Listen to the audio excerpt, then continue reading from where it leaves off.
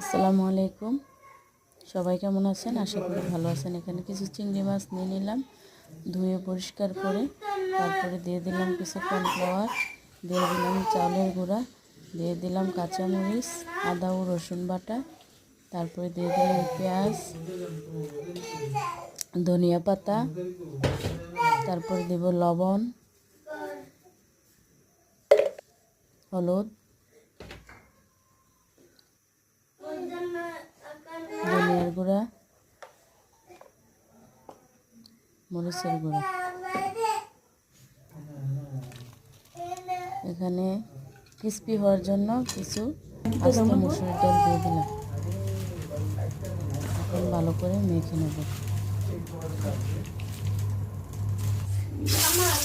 দিয়ে দিলাম